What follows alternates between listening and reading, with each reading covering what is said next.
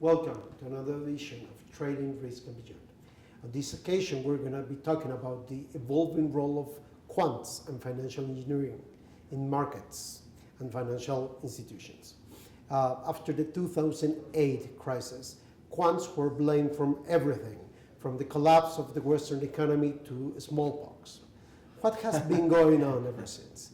And for that discussion, your host, Gerardo Herrera, is joined here by three unparalleled experts on the matter. I will be presenting each one of them and letting them introduce themselves. Mr. Carr, Peter Carr from NYU. Thank you. So I'm the department chair at the Tandon School of Engineering at NYU. I recently joined about a year ago, and prior to that, I spent about 20 years on Wall Street. Next, we have with us here Mr. Bruno Dupire from Bloomberg. Thank you. Yeah, I'm heading the quantitative research team there, and a bit like Peter, I had more than 20 years of experience in not Wall Street, but the European side of it, but essentially heading research teams in different banks. And last but not least, Mr. Fabio Mercurio, also from Bloomberg. Yes, thank you. So I'm heading up the quantitative analytics team there. So my team is responsible for the implementation of pricing models for derivatives, but also for risk analytics, which are very important in the current market landscape. Okay, perfect. And we have to mention, we have a Canadian, Mr. Carr, French-American, Mr. Pierre, an Italian, and your host, a Mexican. So this is truly an international panel. So to get started, what has been the evolution of quants, the role in financial institutions, in financial markets, after 2008 crisis? Who wants to take a first look at it? I'll take a stab at it. So I was actually at Bloomberg prior to the crisis and at Morgan Stanley after. And so I'd say I dealt with the fallout from the crisis while at Morgan Stanley, where I was head of market modeling there. And that fallout had several components. So first, I'd say, was thinking about counterparty credit risk very seriously. So prior to the credit crisis, I'd say the attempts to model credit risk were kind of, in retrospect, laughable. So we had very stylized models, things like Gaussian copulas that, let's say, were more or less interpolation tools, but not really risk management tools. And the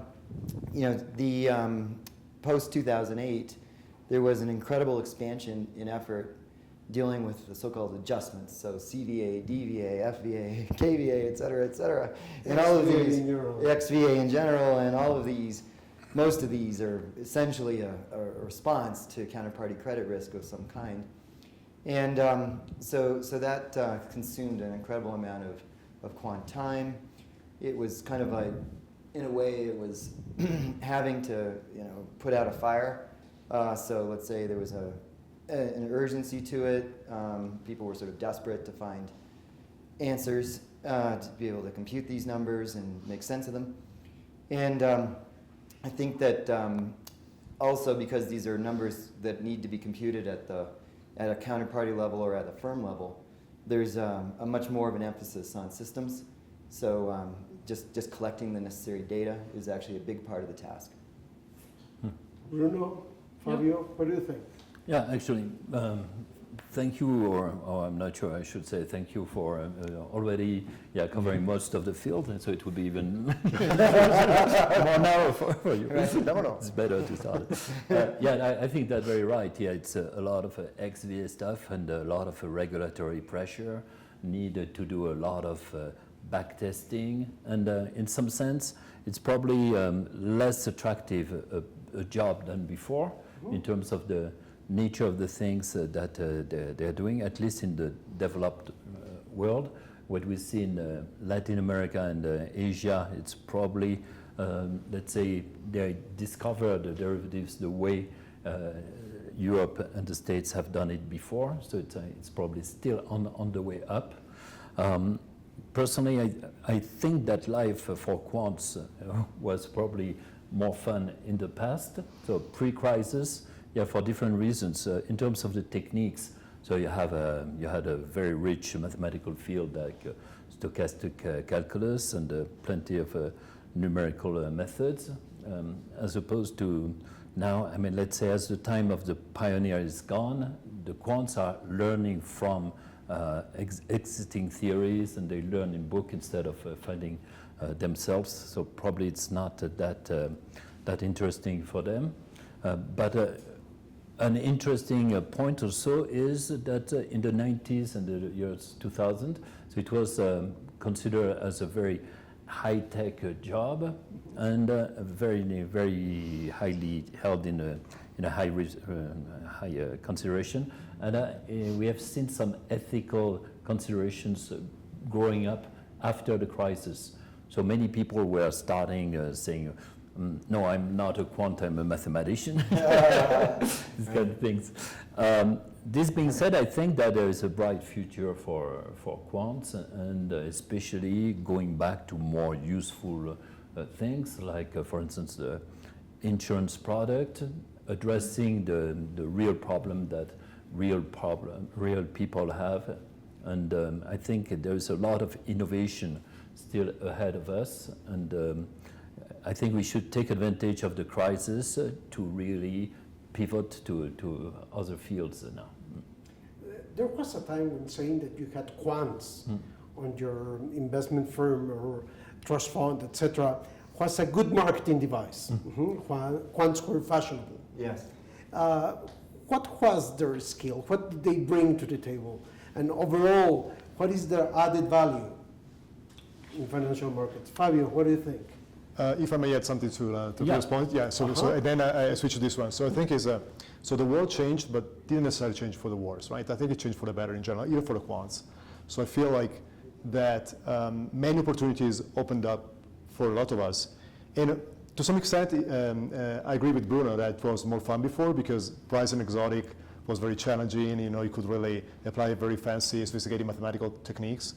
But the problems that we need to face now are also extremely interesting, like collateral management. So if you need to optimize collateral over different counterparties or over time, this is a very challenging problem. Or capital optimization, or all the regs. I mean, regulation is a word that doesn't sound very nice, but in fact presents a lot of challenges from a quant point of view as well. So I think there are opportunities, and the skills, so you give me opportunity to move to a second part. The skills need to go along with the new challenges. So I would say in the old world, essentially there were three main skills, say hard skills that were required, to be a good front office quant. So of course you need to know math finance, stochastic calculus, and so on. You need to know numerical methods, because at the end of the day, implementing a model meant really implementing some numerical scheme, because only few deals could be priced in closed forms, so most of the time you had to run some Monte Carlo PD pricing. And the third thing was really coding skills, because it was not just a theoretical exercise. You need to really implement a model in your quant library to be able to integrate your pricing function in the system of the company. So those were the skills. I think they're still important. But nowadays, as was mentioned before, technology is much more important. So an XVA quant needs to know a lot about technology, about database, and people need to know about a variety of things that, before they didn't really care about. Like also in the XVA space, it's very important to know also about accounting standards, because it's not just a valuation problem, it's also like understanding what the accounting rules are when it comes really to valuing derivatives. So, and I may even add that sometimes you may even borrow methods from the insurance world. When you deal with multiple defaults and you want to hedge, the exposure you face with the several counterparties, I mean, you don't necessarily you cannot necessarily hedge by going to market to buy CDSs because they may not be available. So you may need to actually hedge credit exposures by using some kind of statistical approach. So there are several skills that are more and more say required now compared to the past. I think is actually the world is becoming even more challenging. Could we say that it's more demanding nowadays to become a quant than 10 years ago? I think so. I mean, being a quant was demanding enough. So you're saying that it's even more. The spectrum of knowledge is wider. But I think it depends a lot on whether you're on the buy side or the sell side. So far, That's we've right. mostly talked, I think, Absolutely, yeah. about the sell side. But a big migration we've seen, actually, it's really a rebalancing of the quant moving to the buy side. So it means, hedge funds, different investment companies, or even corporations need better quants now. And it's a quite different set of skills. I mean, just to try to say it briefly, for derivatives, for instance, if you're on the sell side, your priority is to eliminate the risk. And we operate in something called a risk-neutral world. So basically, where the best guess of the future value is the forward, which is a view of the market, as opposed to the buy side, where people are trying to find trading opportunities, to find alpha. So basically, violations, deviations from this risk-neutral world. And so the techniques are much more statistical, and now we have a huge push in data learning, and so how to learn automatically the smart beta factors. So it's interesting for many quants. And actually what we see is that now really Wall Street is competing with Silicon Valley in terms of the skill set that are required, so which is essentially data science and trying to find automatically a link between input and output, like market conditions and profitability of strategies, to give you an example. And so now the challenge, it is actually more to make sure that the finance world is able to attract the people who are tempted by Silicon Valley. And often it's a tough challenge, actually. Okay, funny that you bring that up. We live in the era of big data and in the era of the millennials. I don't know if the combination of those two fits well with the quants. Well, data has always been a part of our toolkit. It's just becoming a bigger part. And it actually makes your life easier. I mean, I think that modeling is essentially an effort to amplify the signal in data when you don't have enough. So when you do have enough data, actually, it makes your life easier. You don't have to sort of make as many wild guesses, let's say. You can just see what the data is saying rather than having to assert your own opinion. You find more fake signals as well with the data crunching. That's right. And I mean, about the second question you were asking, I wanted to make the point that I think that the role quants historically had remains true to this day, and that role is essentially providing a systematic, scientific way to proceed in any business operation.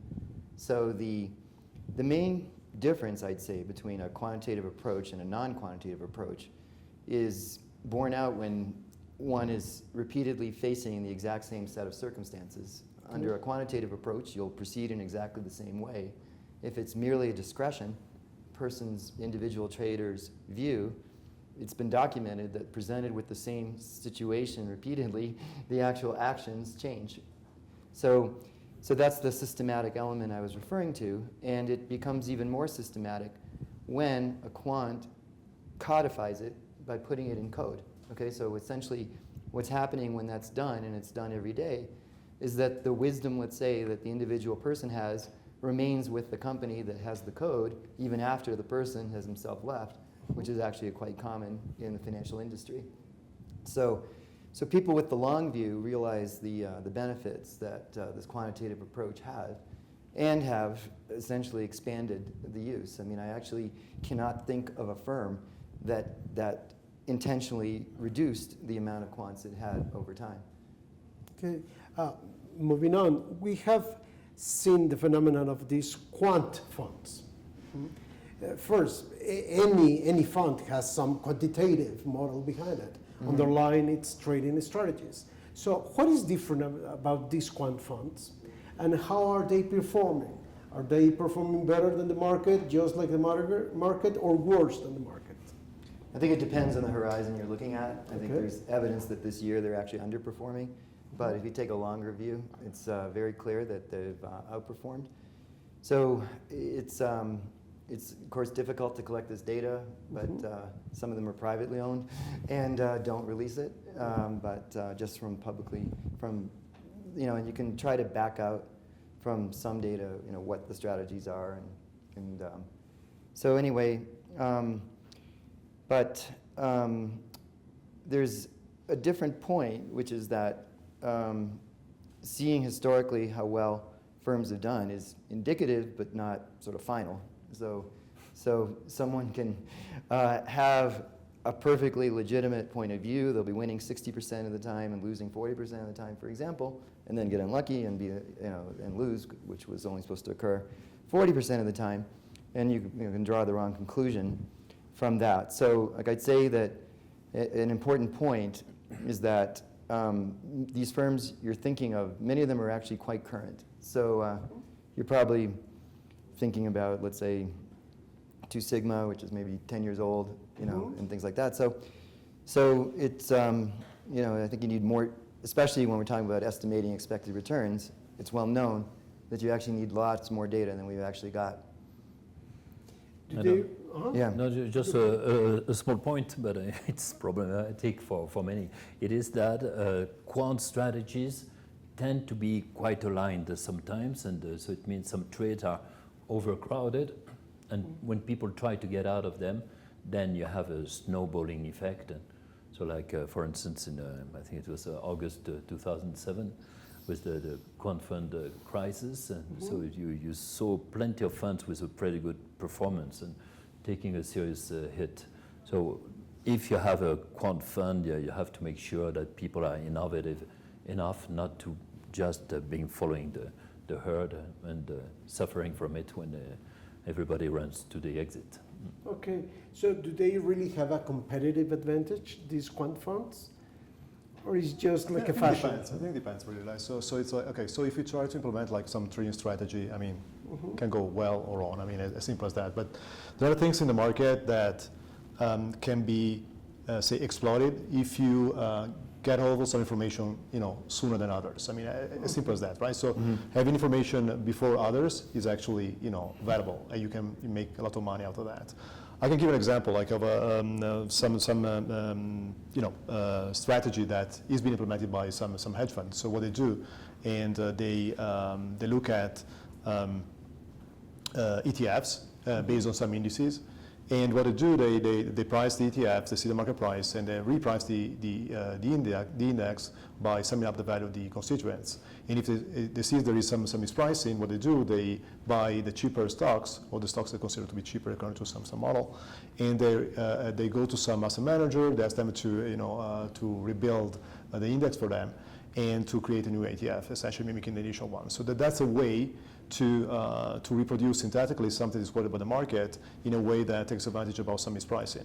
And so this is done frequently, but only computers can do that, because you need to monitor the whole market. You need to really in real time run billions of calculations, because you really need to value all the ETFs, all the constituents, see which one is actually cheap or expensive, and at the same time also send buying orders, and you need to automate all the operations, and finally the creation of an ETF mimicking the initial one. So all these kind of things are done also by some quant funds, and those are profitable activities, because essentially they're based on this high frequency trading. You can take advantage of some mispricing in the market. But actually, even decades ago, they were doing similar things with a cash and carry arbitrage between the futures and the physical basket. And so many ideas come and go, but what is really vital is the ability to generate new ones. Like, I don't know, a simple idea like intra-week mean reversion that could be seen, for instance, when you compute the historical volatility on a daily basis. It tends to be higher, or it tended to be higher than on a weekly basis. And so you could exploit this difference by essentially playing the intra-week mean reversion. Now it seems that many people have understood that, so it has kind of disappeared. So it's typical of the good or some ideas, is that when people realize it gets saturated, and you have to generate the new best ones. And so if you're not able to do this, you have two problems. One is lack of profitability, and the other one that I mentioned, which is the crowded trades and creating big issues when you unwind them. Okay, let us talk about financial engineering then. What, in your opinion, and I want to start with Mr. Carr, who is like the natural specialists among us in financial engineering, what in your opinion are like the main subjects, fields, disciplines that financial engineering programs should include nowadays? Are they up to the job, up to the needs of the market, or they should be improved? Well, so the degree in the program I'm in is called a Master of Science in Financial Engineering. And so we have to sort of deal with this question of exactly what do we mean by financial engineering. Our current slogan is that we're redefining financial engineering, actually. And so I can answer your question sort of historically what it's meant and how we see it today. Okay. So historically, it's meant the union of several activities. I'd say pricing, hedging, risk management, and trading. And we're broadening that definition nowadays. We are including, for example, a computational approach to corporate finance. Mm-hmm. We're also thinking about risk very broadly, so not just financial risk, but risk of any kind of operational events, and anything that can affect a company that's like somehow engaged in the financial sector, but not necessarily events that are due to price changes or shocks in interest rates, volatilities, what have you. So the main thing that so besides the traditional subjects of study, it's the way that we tackle it. So engineering generally means building things, and let's say it could be built by hand or it could be built by a machine. And part of the redefinition of financial engineering is the increased emphasis on the machine. And so definitely subjects such as machine learning are now part of a financial engineering curriculum, including ours. And I'd say the emergence of artificial intelligence in general, whether it's in engineering or other fields, is something that we have to be a part of. So that's my current view on a current definition of financial engineering. Bruno, Fabio, from your perspective, as a company that potentially will employ those people coming out of those financial engineering programs, do you think that these programs are up to the needs of the market, or from the perspective of the practitioner, do they need something else? Do they need to be expanded into some other fields or disciplines? I think they have definitely adapted. As you mentioned, machine learning now is an integral part of most of the curriculum. But still, they always react a bit late under the pressure of the employers or the pressure of the students who want to do more fancy or funny thing. But I think they globally do a pretty good job. I have, in some sense, more concerns about the students themselves. It's a bit provocative to say that, but I don't see so many students being passionate compared to other fields. Like, I don't know, in students of classical music, they have a discipline, a knowledge, a passion that is hard to find in the Masters of Financial Engineering. You find it more actually for instance, in pure math, which some people have the same passion than for music, for instance. Still, I see people are so excited about artificial intelligence and machine learning now that I see a resurgence. I mean, some growing interest, and typically people who would read a lot of stuff during the weekend, when I suspect that a typical financial engineering master student would not do. So I think that so the programs are evolving in the right direction, but usually a bit late. Okay, Fabio, any take on this? I agree. I think it's for us it's also important to put an emphasis also on soft skills. I think historically we always thought that hard skills, knowledge of some field, the sector was actually the most important thing. It is true, but for example, let's think about model risk management. That is very important now. So it's actually imposed by regulators, and so I would say that almost half of the old front office quants in banks now are writing documents. And frankly, I'm not sure that all of them have the right writing skills. This is not something that can be acquired easily. It's something that should really be taught. And nobody wants to learn compliance. Right. Yeah. Yes. That's true. Yes. And but also simply as how to implement a model, how to test it properly, how to comply exactly with the new regulation. I think also teacher regulation, unfortunately, I mean, maybe it's not the most like exciting, say, topic, but that's really important because if you want to find a job in industry, you need to understand the new trends also from a financial point of view, not only from, say, the method or the math part. Now that we're talking about the financial engineering programs and education, before moving on to our last question, I want to ask you something that you already raised. Seems to be that the financial market is competing harshly with IT sectors, with technology sectors for the best and the brightest. 10 or 15 years ago, it seemed to be like the financial sector had the capacity to attract the best of the brightest, period. What do you think of this? Is financial sector being able to draw the talent that markets need? I think it still has the ability of doing so if it evolves in their techniques, and it is currently happening, as I said, with machine learning. So you have at Bloomberg, for instance, we have more and more people joining in the NLP teams, for instance, natural language processing, because we have automatic classification of the news, of the tweets, and you can build strategies out of it. So it's quite attractive. But still, Silicon Valley has this aura currently of that if you go there, you may change the world, maybe in a deeper way.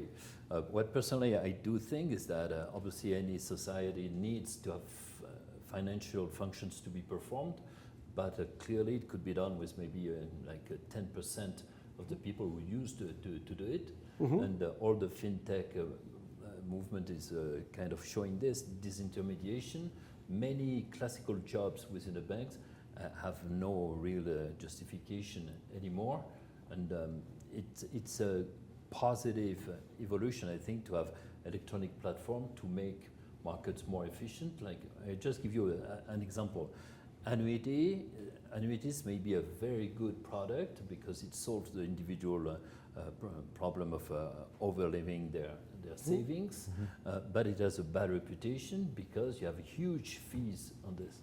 So this kind of product, if you have a platform where people can meet and express what they want, and it's sent to a bunch of different banks or insurance companies, and the fees are slashing down and everything is automated, it's a great service to society. So maybe people who are doing things not very useful in finance will lose their job, but I think it's natural, it's a desirable evolution, and I think we have to strive for that. Okay, Mr. Carr, from your battlefront at that university, do you notice this fight for talent? Well, we're actually seeing unprecedented demand for financial engineering right now. Our applications were up 25% from last year, for example. Okay. And so I'm not seeing it, to answer your question. I think when I worked at Morgan Stanley, though, I was seeing what you're talking about. We were, let's say, having to compete with non-financial firms. And we're talking about Morgan Stanley. Yes, and we're talking about Morgan Stanley. And you know, it's a simple barometer is just comparing pay levels for starting fresh PhD. I mean, it used to be no comparison. Now, actually, the banks are lagging. So it's kind of obvious. Let's say that if you're being paid more, you're going to go to the to the technology firm that's paying you more. In general, that didn't always happen. And first year salary is different from career NPV, net present value, but I think an important distinction when you're talking about big technology firms, so Amazon, Google, Apple, et cetera, and big banks, is actually the flatness of the two institutions. So banks are actually comparatively flat. So you typically have 4 levels of management post-PhD for people, and it's not true in larger corporations that are technology-oriented. So there's more. And so I think that the nimbleness, even of large banks, is still like there. So as a result of the flatness, so that's part of the appeal. But somebody who's purely motivated by money is going to go to technology nowadays. good old days when people that wanted money came to banking. Yeah. You know? Now they go to technology. Whatever happened to the profession? That's the regulation right there. No, really. I mean, it Limited squeezed the regulation. profitability out of financial institutions. There was no corresponding effort on technology side. So, you know, it's as simple as that. It could change now. It might well swing back because of, you know, recent changes in the United States that are being contemplated. But I'm just talking about the last 5 years. It's been a losing battle. The response that Bruno alluded to is to change what it is that financial institutions do to compete in terms of the same activities, so that somebody who, say, studied machine learning in school can be applying it in a bank. Okay. Well, So, yeah, Fabio. I think absolutely I agree. And I want to say a couple of more things. So one thing is that are related to the millennials I mentioned before. Right? So I think, okay, so one of the key features of millennials is that they really want to make an impact. So whenever I think of millennial, I think of impact. This is typically what they want to do. And as Bruno said, I mean, nowadays you feel like you can make more an impact. I mean, if you work for Google, Facebook, Amazon, rather than, you know, for a financial industry, especially, you know, after the financial crisis, right? So, but the other thing is that, again, when we talk about quants, maybe because of our experience, we always think about like maybe front office quants.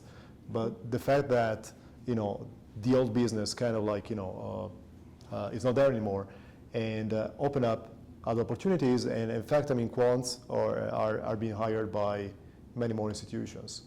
And I think there is no master's program that is not able to place their students. I mean, also Peter said it. So, and because, okay, so they maybe go to regulators, they go to clearing houses, they go to exchanges. I mean, before, I mean, really, if you wanted to be a quant, I mean, the bank was your dream, right? Now, I mean, you have many more opportunities to some extent.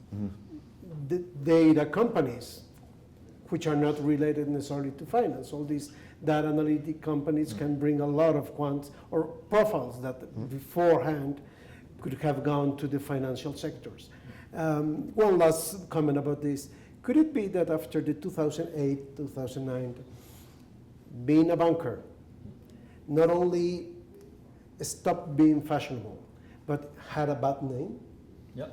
Yeah, Sure. I think that would be a Gee, result and the good of, thing is that we all are bankers in a way, or work for the banking institution. Good old days when mama and grandma wanted their grandchildren to be bankers or lawyers. And suddenly being a banker was not as fashionable as before. right. Wasn't it? But that's, let's say, I think, a result of a few bad apples who got a lot of press, as opposed to some general decline in character of the banking industry. Okay. So, I would not yeah. fully Yeah. agree. It's also the global social role of banking. Does it make sense to have such a big sector that for a couple of decades has attracted the most brilliant minds, when actually they could have been useful in other sectors of society in a much more impactful way? So, I mean, it has created a lot of problems also. Those people are paid multiplying, I mean, a very factor. Multiplying factor more than other people, so it creates also social divides, and people who are not in finance. I mean, for the same kind of level of skills, if you're an engineer or a quant or a researcher in biology, I mean, really, you had such a disparity in compensation, which what I've seen has created some kind of not a hatred, but a tension. Okay. So I think that it's good in some sense that the field is in some way contracting, okay, and that it goes back to what it should do, which is making people who have a complementarity needs meet and perform a social role, as opposed to doing, I don't know, generating profit because you're doing high frequency trading and you're closer to the exchange than the neighbor, for instance. Okay. One final wrap-up question and a quick thought from each one of you. Given all this, how important is for people in the financial sector to be in continuous education and training? Well, as an educator, I definitely have a biased view on that. I think, you know, especially the world seems to be accelerating in terms of complexity.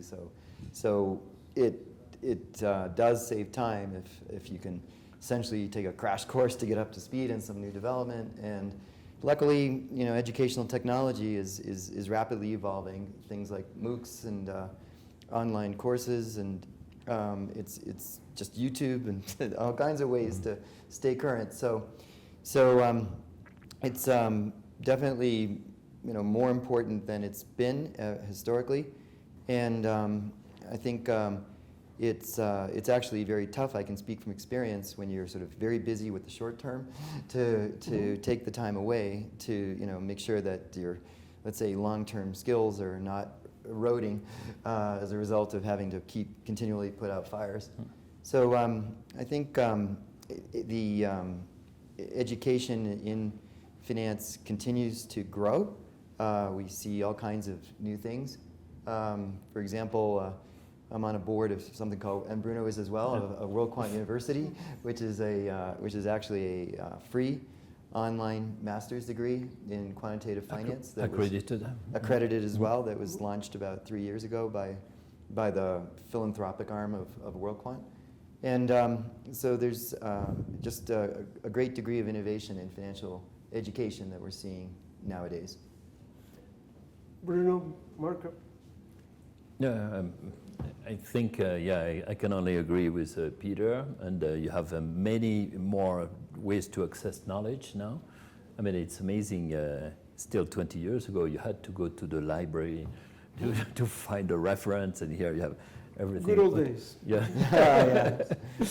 Yes. Millennials don't do that anymore. Mm-hmm. They just Google it.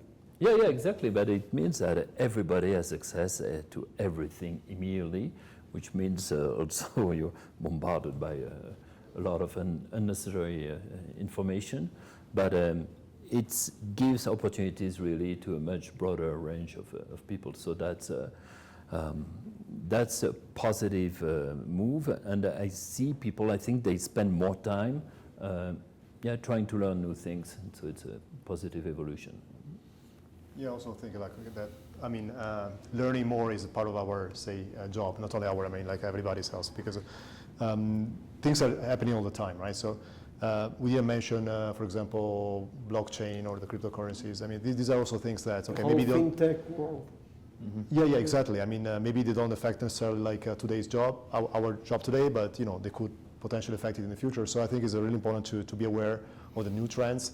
And I just want to say, just make a comment about the accessibility to information. It's great to have like Google, all this information, but the problem there is that sometimes it's very hard to filter also information because you get access to a lot of information. It's very, and you don't know, which one is actually between quotes the best or gives you the right coverage. Sometimes information is not knowledge, and for that you need. Yes, before maybe it was harder. You had to go to the library, but to some extent, I feel that you kind of knew what was your path to real knowledge. Yes, here you can you feel like okay I just watch a video and then I know something about the field. It's actually much more complex than that.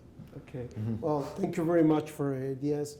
Definitely, this is a topic that we will be discussing in years to come. Thank you very much for being with us and hope you join us for the next edition of Trading, Risk and Beyond. Your host, Gerardo Herrera.